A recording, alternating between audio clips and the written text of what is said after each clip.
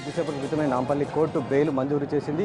మరొక వైపు నాంపల్లి కోర్టు వద్ద భారీ బందోబస్తును కూడా ఏర్పాటు చేశారు. ప్రస్తుతం మనం చూడొచ్చు కూడా నాంపల్లి కోర్టు వద్ద ఇద్దరు ఏసీపీల ఆధ్వర్యంలో ప్రస్తుతం బందోబస్తును ఏర్పాటు చేశారు. మరొక వైపు నాంపల్లి కోర్టుకు బల్లాలను తీసుకొస్తున్నారన్న సమాచారంతో భారీగా ఇక్కడికి అతని మద్దతుదారులు అనుచరులు చేరుకోవడం జరిగింది. వెంటనే వారిని ఇక్కడి నుండి పంపించి వేయడం జరిగింది. కొంతమంది లోపలికి వెళ్లేందుకు ప్రయత్నించిన కొంతమందిని మాత్రం ఇక్కడ అరెస్టు చేసి ఇక్కడి నుండి సైఫాబాద్ పోలీస్ స్టేషన్కి పంపించడం జరిగింది. ప్రస్తుతం ఇద్దరు ఏసీపీల ఆధ్వర్యంలో బందోబస్తును ఇక్కడ పర్యవేక్షిస్తున్నారు. బొల్లారం పోలీస్ స్టేషన్ నుండి తీసుకొని వచ్చిన తర్వాత బొల్లారం పోలీస్ స్టేషన్ నుండి నేరుగా గాంధీ ఆసుపత్రికి అతన్ని వైద్య పరీక్షల కోసం తీసుకెళ్లారు. అక్కడ అతనికి వైద్య పరీక్షలు పూర్తి చేసిన తర్వాత అక్కడి నుండి నేరుగా నాంపల్లి కోర్టుకు తీసుకొని రావడం జరిగింది. ప్రస్తుతం నాంపల్లి కోర్టులో అతన్ని బల్లాలను హాజరుపరచడం జరిగింది.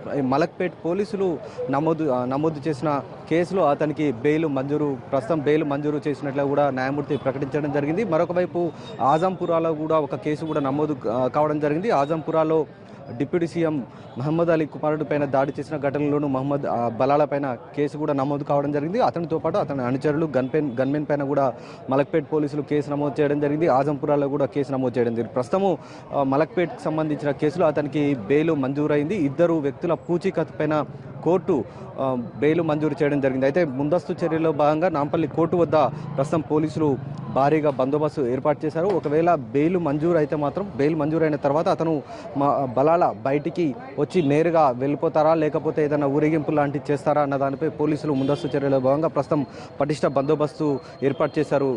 కోర్టు వద్ద మనం చూడొచ్చు కూడా భారీగా ఏర్పాటు చేశారు. మొత్తం కోర్టుకు వచ్చే రెండు వైపుల మార్గాలను కూడా మూసివేసి కేవలం కోర్టుకు వచ్చే వ్యక్తులను మాత్రమే ప్రస్తుతం అనుమతిస్తున్న పరిస్థితి ఉంది. రోజా. రైట్ రాధా.